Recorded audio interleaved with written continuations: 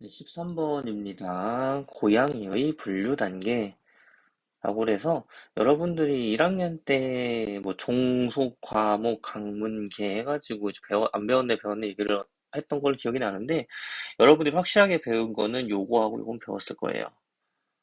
뭐 무슨 과 뭐 이런 것들은 뭐 이제 안 배웠을 수도 있고요. 일반적으로 우리가 식물, 동물, 그러니까 생물이라고 하는 것을 분류를 해요. 우리가 마치 이거는 우리 집에 책이 엄청나게 많은데 이 책을 어떤 식으로 우리가 분류를 할 것이냐라고 하는 문제. 그래서 뭐 주제별로 분류할 수도 있고 혹은 뭐 키 순서대로 책의 크기대로 분류할 수도 있고 뭐 이런 것들이잖아요. 뭐 그래서 뭐 만화책 아니면 뭐 소설책 무슨 책 이렇게 주제별로 분류할 수도 있고 형식대로 분류할 수도 있고 뭐 그런 것들이죠. 식물이라고 하는 것도 생물, 동물 역시 식물, 동물 합쳐서 생물인데 네, 이런 것들을 역시 마찬가지 이런 식으로 분류를 한다라고 보면 되겠습니다. 아까 방금 이야기를 했었는데 이 생물에는 종류가 크게 5가지가 있어요. 어, 5가지. 여기 개에 속하는 건데 동물계, 식물계,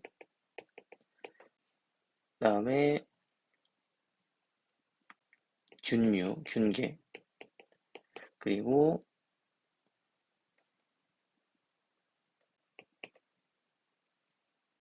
원핵생물. 잘못 썼네요, 글씨를. 네, 원생 생물과 원핵 생물계. 네, 이렇게 5가지의 종류로 나뉘어져 있습니다. 네, 원핵생물계는 원핵세포로 이루어진 생물이다라고 보면 되겠고요.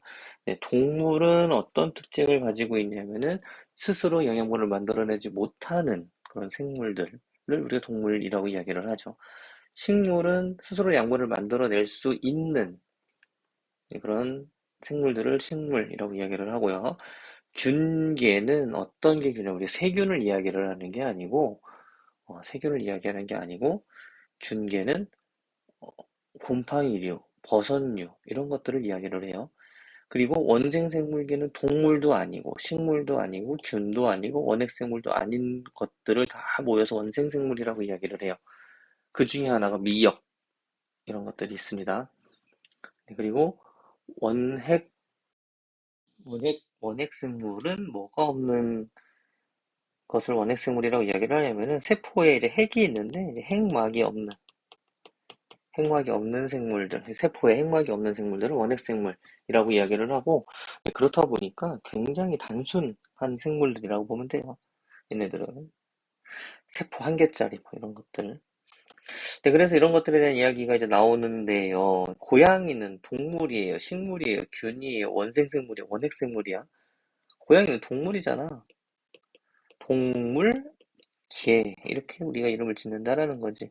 그래서 기억이 맞죠. 기억이 맞죠.